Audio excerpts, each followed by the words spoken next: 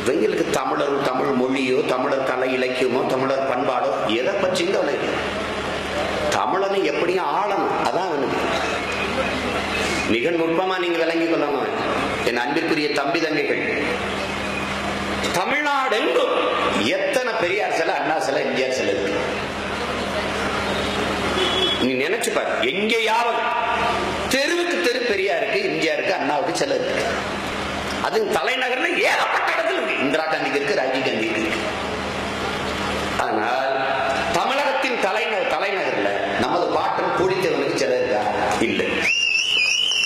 நமது பாட்டி வேலுநாச்சியாருக்கு சிலை இருக்கா? இல்லை. நமது பாட்டன் மருதுபாண்டியருக்கு சிலை இருக்கா? இல்லை. யாருக்காவது இருக்க? ஒண்ணுமே கிடையாது. இவன் பேசுறதா என்ன விஷயம் தெரியுமில்ல? இது பெரியார் பூமி, இது அண்ணா பூமி. அது கோபத்துல நான் கேட்டேன், எங்க இருக்குது அண்ணி? பாரதிய ஜனதா வருகிறது, இந்த மதவாத சக்திகளை காலுண்ட விட மாட்டோம், வேறு உண்ட விட மாட்டோம். காரணம் என்ன? இது பெரியார் பூமி, அண்ணா பூமி. இது ஏன் சேர சோழ பாண்டிய பூமியா இல்ல? இது ஏன் பூலித்தேவன் பூமியா இல்ல? இது ஏன் தீரன் சின்னமலை பூமியா இல்ல? இது ஏன் மருதுபாண்டிய பூமியா இல்ல? இது ஏன் வேலுநாச்சியார் பூமியா இல்ல? இதுவா வள்ளுவ பெருந்தகை பூமியா இல்ல? இது ஏன் இல்ல? ஏன் இல்ல? ஏன் வள்ளலார் பூமியாக இல்லை? ஏன் வைகுண்டர் பூமியாக இல்லை?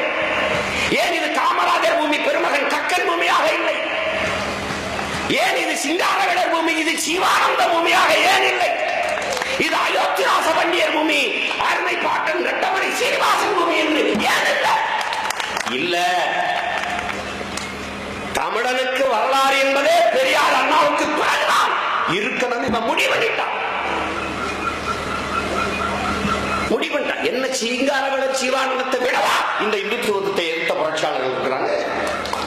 வள்ளலார் வைகுந்தரை விடவா இந்த நாட்டில் இந்த ஏகாதிபத்தியத்தை, இந்த இந்துத்துவத்தை, பெண்ணடிமைத்தனத்தை இதை நான் நுறுக்கிய பெருமக்கள் இருக்கிறாங்க.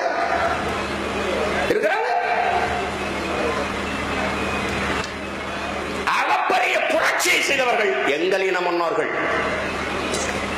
எல்லாத்தையும் மறைச்சிட்டு ஒற்றை முகம் பெரியார் அண்ணா. யாரையும் பேசுறது? வள்ளலாரை விட, வைகுந்தரை விடவா, சிங்காரவேலர் ஜீவானந்தத்தை விடவா, ரத்தமலை சீனிவாசன் அயோத்திதாசனை விடவா, பகுத்தறிவுப்பாக தந்தை பெரியார் ஏற்கிறார். ஆனால் அவருக்கு முன்னாடி 35 ஆண்டுகளுக்கு முன்னாடி பகுத்தறிவு பாட்டனாக அயோத்திதாச பண்டிதர் இருந்திருக்கிறார். அவரே மறைக்கப்பட்டார். எப்படி எதுக்கு இந்த வேலையை செய்வாங்க? மறைக்கப்பட்டதெல்லாம் பிரிச்சு திறக்கிறான். இப்ப தொடக்கம்தான் அன்னைக்கு பெருவிழா. ஒரு நாள் இந்த நாம் தமிழர் அரசு அமையும், தமிழர் அரசு அமையும்.